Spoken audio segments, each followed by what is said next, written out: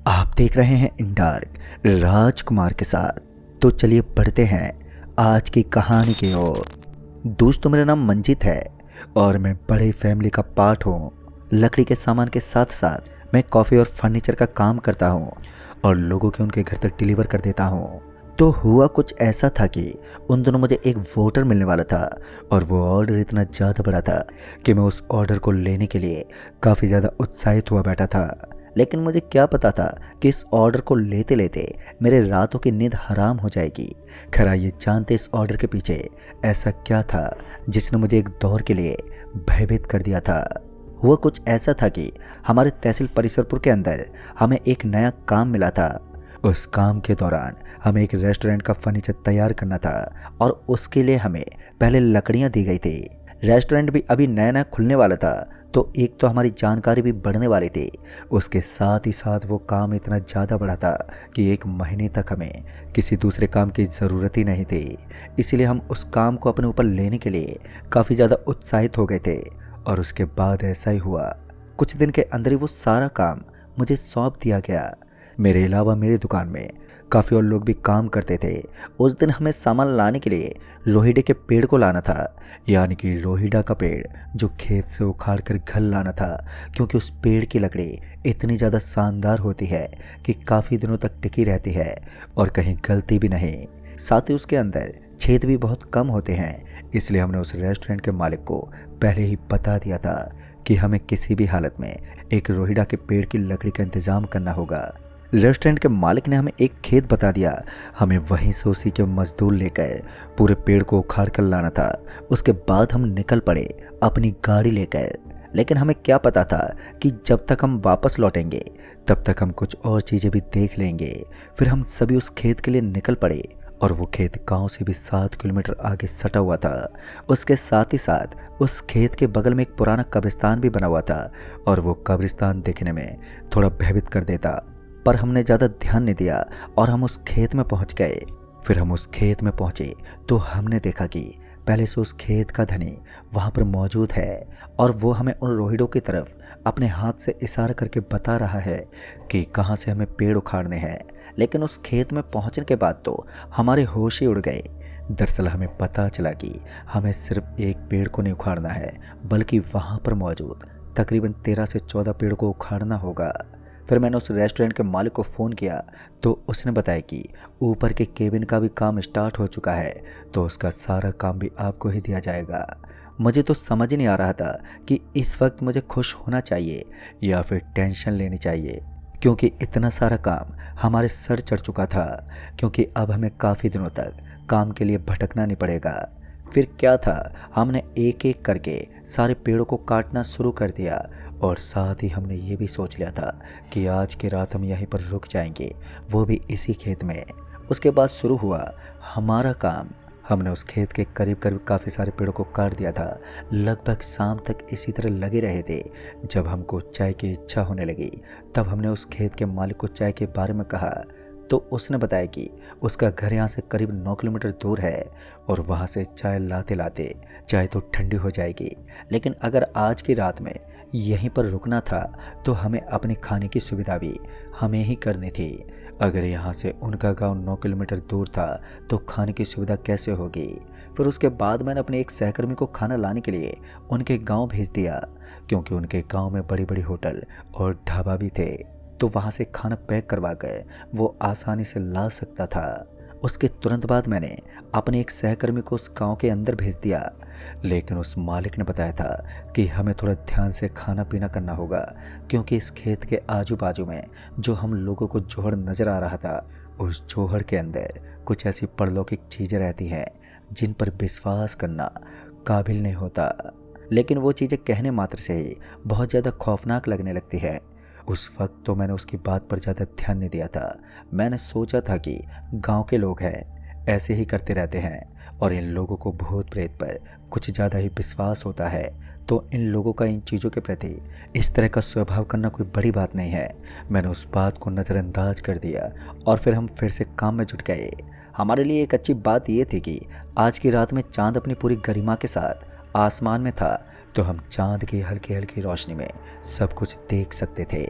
चांद की उस रोशनी से हमें किसी छोटे लाइट की तरह सब कुछ नजर आ रहा था और उस रोशनी के अंदर हम सारी चीज़ों को आसानी से संभाल पा रहे थे। उसके बाद हमारा सहकर्मी वहां पर पहुंचा और उसके हाथ में एक थैली थी जिसके अंदर शायद खाना था। हम सभी को बहुत जोर की भूख लगी थी। पूरे दिन में हमने पानी के अलावा कोई और चीज़ ग्रहण नहीं की थी, इसलिए हम सभी लोगों को भूख लगना कोई बड़ी बात नहीं थी। फिर हम सभी खाने पर टूट पड़े। किसी तरह उन लोगों में खाना बांटने के बाद जब मैंने अपने उस सहकर्मी की तरफ देखा जो अभी अभी यहाँ पर खाना लेकर पहुंचा था, तो उसका पूरा का पूरा चेहरा पसीने से भींगा हुआ था और उसके हाथ पैर बुरी तरह से कांप रहे थे। मुझे समझ में नहीं आ रहा था कि इस तरह का बर्ताव वो क्यों कर रहा है। उसके बाद मैंने उसका हाथ पकड़ते हुए कहा, अरे भाई क्या हुआ तुझे, ठीक तो है ना तू? तो उसने डर से कपकपाती जुबान में कहा, हाँ मालिक मैं ठीक हूँ। लेकिन उसके बोलने के तरीके से मैं इस बात का पता लगा पा रहा था कि वो ठीक नहीं है। उसके साथ कुछ ऐसा हुआ है जो कि बिल्कुल भी नॉर्मल नहीं था। फिर मैंने उससे हल्के से स्वर में कहा, देख तू चिंता मत कर, सच बता क्या हुआ तेरे साथ जो तू इतना डरा हुआ है। फिर उसने बताया कि जब वो बाइक लेकर उस सुनसान पड़े जोहड़ को पार कर रहा था तो उसकी बाइक का हैंडल अचानक ही घूम गया था और ऐसा लग रहा था कि अब वो अपने हाथों से कंट्रोल खो चुका है। उसका दिमाग पूरी तरीके से काम करना बंद कर चुका था। अपने नीचे काम करने वाले सहकर्मी की बात सुनकर मुझे भी थोड़ा डर लगा, लेकिन फिर मैंने सोचा कि ज़रूर इसने कुछ गलत सलत सोचा है, इसलिए इसके साथ ऐसा ही हुआ है। मैंने अपने सहकर्मी को कहा, देख चिंता मत कर यार, ये सब कहने की बात है, हो सकता है कि तुम्हारे साथ कोई भ्रम हुआ हो। कई बार ऐसा भी तो होता है कि हम जो सोचते हैं वही हमारे साथ होता है। इस बात पर मेरे सहकर्मी ने कहा, ठीक है मालिक, लेकिन पता नहीं क्यों मुझे बहुत ज़्यादा घबराहट हो रही है। उसके बाद मैंने उसे थोड़ी देर रेस्ट करने को कहा और मेरी बात मान गए। वो आराम से सोने लगा और हम सभी काम करने में लग गए। तभी हम में से एक और जना अचानक ही उठते हुए भागने लगा और बोला, मालिक कुछ तो है यहाँ पर जो हमें नज़र नहीं आ रहा है। उसकी वास्तविकता से हम रूबरू नहीं हो सके, लेकिन वो अपने होने का हमें एहसास करवा रहा है। अब तक उस खेत का मालिक भी वहाँ से जा चुका था, तो ऐसे में हम लोगों को ये बात समझ में नहीं आ रही थी कि अब हमें क्या करना चाहिए। तभी मैंने सोचा कि ये सभी इस जगह पर आकर भड़क चुके हैं और इन्हें अब डर लग रहा है।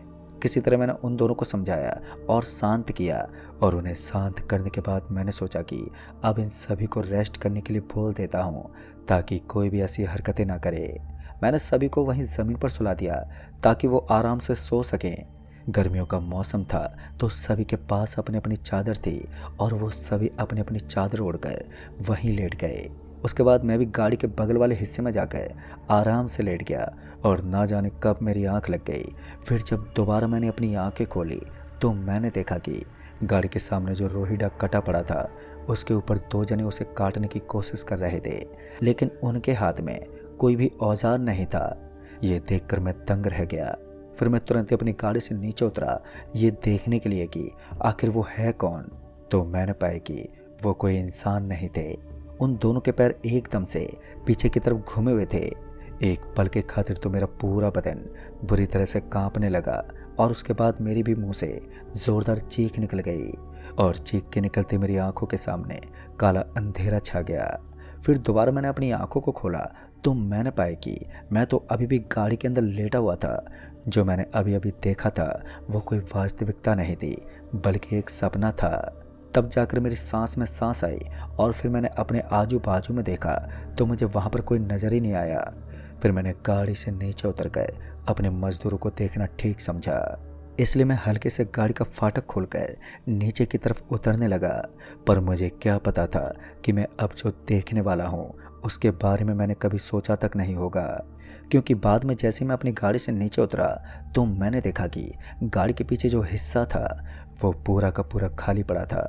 मेरा कोई भी मजदूर गाड़ी के पीछे वाले हिस्से में नहीं था और ये देखते मेरे तो होश उड़ गए। मुझे अपनी आंखों पर विश्वास नहीं हो रहा था। मेरा तो एक पल के खातिर दिमाग ही घूम गया। फिर मैं जल्दी से उन्हें आजू बाजू में ढूंढने लगा तो मुझे पता चला कि वो तो कहीं भी नहीं है। फिर मैं थक हार कर वहीं पर नीचे बैठ गया और जैसे ही मैं नीचे बैठा तो मैंने देखा कि वो सारे के सारे जने गाड़ी के नीचे छुपे हुए थे और उन सभी की हालत बहुत ज़्यादा ख़राब हो गई थी। उनके मुंह से पसीना टपक रहा था और उनका शरीर थर-थर काँप रहा था। तभी उन्होंने हाथ से मुझे अपनी ओर बुलाया और मुझे लगा कि शायद ये सभी डरे हुए हैं। आज पहली बार अपनी ज़िंदगी में इतना अजीबपन का माहौल देखा था। आज से पहले मैंने कभी भी इस तरीके के नज़ारे को नहीं देखा। क्योंकि वहाँ पर सभी डरे हुए थे तो मुझे भी ऐसा ही लग रहा था कि शायद उन्होंने काफ़ी कुछ अजीब देखा है, और इसलिए मैं भी उन सभी के पीछे पीछे उस गाड़ी के नीचे जाने लगा। और उसके बाद जैसे मैं उनके करीब जाने लगा तो मुझे पीछे से आवाज़ आई, अरे मालिक, आप गाड़ी के नीचे क्यों जा रहे हैं? गाड़ी में कोई प्रॉब्लम हुई है क्या? इतना सुनते ही जब मैंने एकदम से अपने पीछे की तरफ देखा तो मेरे तो होश ही उड़ गए, मानो मेरे पांव तले ज़मीन ही खिसक गई हो। क्योंकि वो तो मेरा ही मजदूर था जो पानी पीकर वापस से गाड़ी के पीछे आया था। इस वक्त तक मैं इतना ज़्यादा डर गया था कि मेरी वहाँ से खड़े होने की हिम्मत नहीं थी। फिर जब मैंने एक बार फिर उस गाड़ी के नीचे देखा तो मैंने पाया कि वो गाड़ी के नीचे वाले मजदूर अब किसी कुत्ते जैसे रूप में बदल गए थे। उनका आधा शरीर किसी कुत्ते के रूप में था और उनका आधा शरीर किसी इंसानी रूप में। फिर मैं तो एक कदम पीछे हट गया।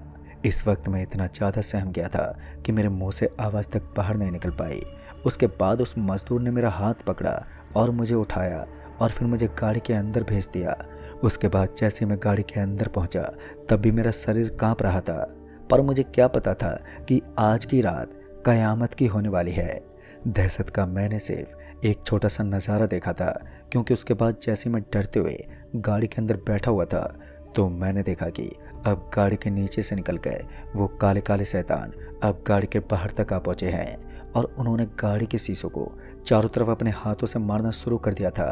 अब ऐसा लग रहा था कि कुछ देर के अंदर ही वो गाड़ी के कांच को एकदम से तोड़ देंगे।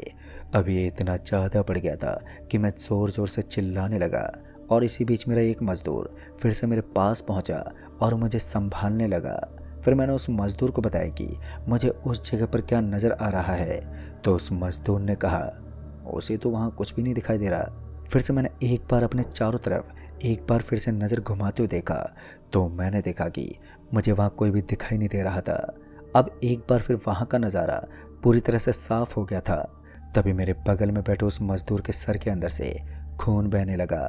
उसके सर से ब्लड इतनी ज़्यादा तेज़ी से निकल रहा था कि धीरे धीरे उसका खून मेरे हाथों पर टपकने लगा और उस खून को देखकर वो मज़दूर भी हैरान हो चुका था। सच कहूँ तो मैंने आज से पहले कभी भी इतने डर को महसूस ही नहीं किया जो मैं आज पहली बार कर रहा था। तभी वो मज़दूर कांपती जुबान में बोला, यहाँ कुछ ठीक नहीं चल रहा है, हमें यहाँ से भागना चाहिए। उस मज़दूर की बात मुझे ठीक लगी, क्योंकि भागने के अलावा हमारे पास कोई दूसरा ऑप्शन नहीं था। और उस वक्त मैंने गाड़ी का दरवाज़ा खोला और झट से गाड़ी से नीचे उतर गया। उस वक्त मैं इतनी तेज़ गति से भागा, लेकिन भागने से पहले मैंने आवाज़ लगा दी थी कि यहाँ कोई मत रुकना, सभी मज़दूर मेरे पीछे पीछे आ जाओ। लेकिन उनके कानों में इतनी जल्दी मेरी बात कहाँ पड़ने वाली थी। वो सभी खर्राटे मारकर आराम से सो रहे थे। अभी मैं भाग ही रहा था, तभी मैंने देखा कि वो दरवाज़ा पूरी तरह से लॉक पड़ा है। उसके अंदर से बाहर निकलना तो अब नामुमकिन हो गया है। एक तो उस दरवाजे की हाइट काफ़ी ज़्यादा थी और ऊपर से चारों तरफ जाल लगा हुआ था, और उस लोहे की जाल की वजह से यहाँ से निकल पाना और भी ज़्यादा मुश्किल हो गया था। अभी मैं उस जाल को पकड़कर उसके ऊपर चढ़ने ही वाला था कि तभी पीछे से किसी ने मुझे पकड़ लिया और मुझे एकदम से पीछे की तरफ खींच लिया। मैं इतनी तेज़ी से नीचे की तरफ गिरा था कि मेरी रीढ़ की हड्डी में एक बहुत ज़ोरदार चोट आ गई और मैं दर्द से चीखने लगा। मेरे मुंह से आवाज़ कुछ इस कदर निकल रही थी कि मुझे बचाने वाला तो वहाँ पर कोई था ही नहीं और मुझे कोई भी नज़र ही नहीं आ रहा था। तभी मुझे ऐसा लगा कि कुछ लोग भागते हुए मेरे पास आ रहे हैं, और कुछ ही देर के बाद सच में कुछ लोग मेरे पास पहुँचे, जिन्होंने मेरे दोनों हाथों को पकड़ लिया और मेरे पैरों को भी एकदम से पकड़ लिया। मुझे लगा कि ये सभी मज़दूर हैं और उसके बाद मुझे पकड़कर वो कहीं पर लेकर जा रहे थे। मुझे ठीक से तो याद नहीं है, लेकिन शायद ले जाते वक्त मैं किसी घास फूस से लगातार टकराता ही जा रहा था।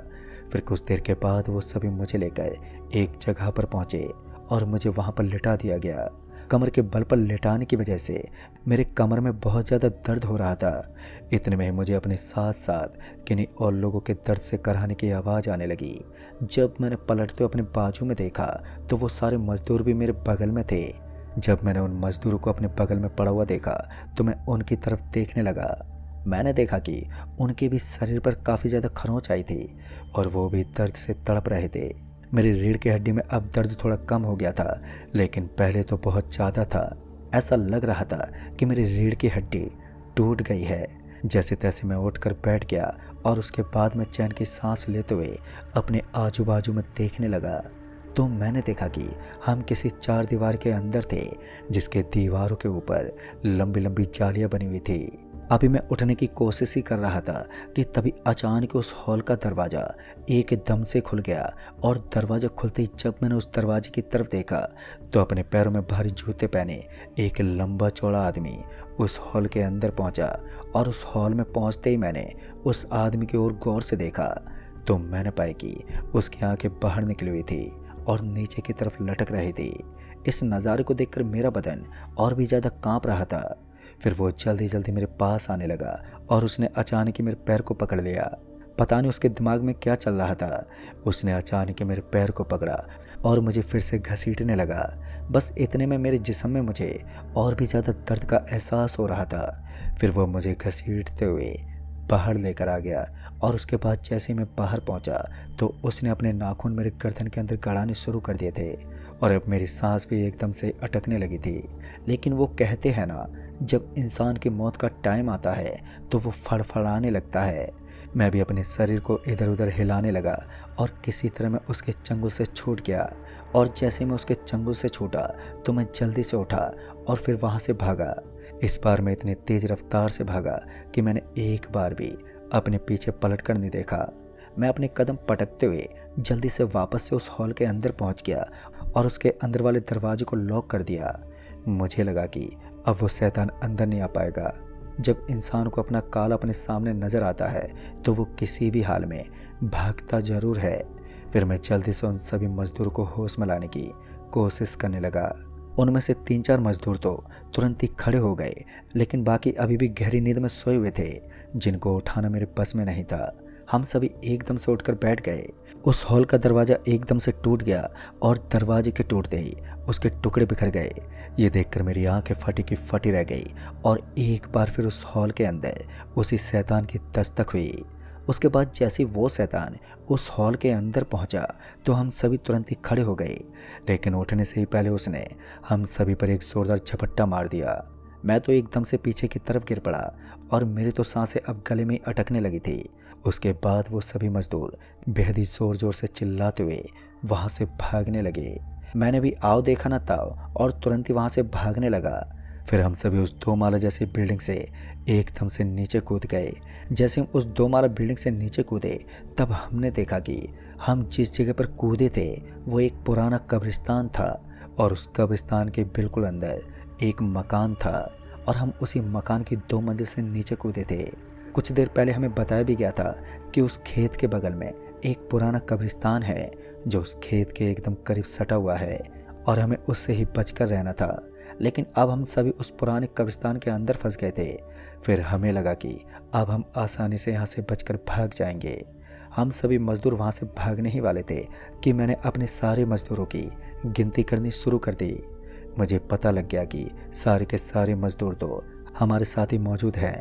फिर हम सभी उस कब्रिस्तान के दरवाजे से निकलना चाहते थे, लेकिन इससे पहले कि हम उस कब्रिस्तान को पार करके बाहर की तरफ निकल पाते हमें बिजली का एक जोरदार झटका लगा और उस झटके के कारण हम औंधे मुंह नीचे गिर पड़े।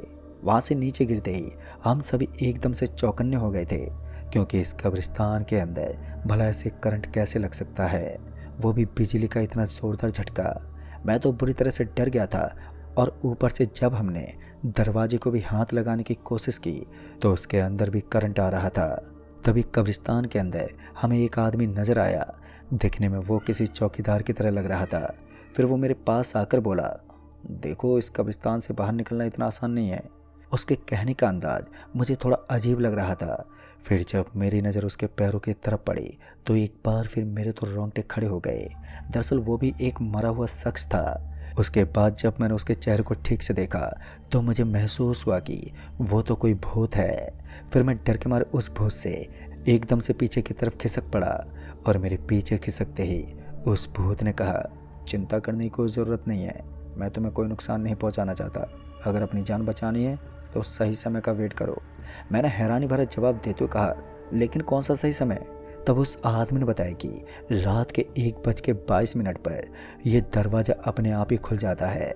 ये एक ऐसा समय है जब आप बाहर निकल जाते हैं। जब मैंने घड़ी की तरफ देखा तो मैंने पाया कि अभी सिर्फ 5 मिनट बचे थे, यानी कि हम एकदम सही टाइम पर यहाँ पर पहुँच गए थे।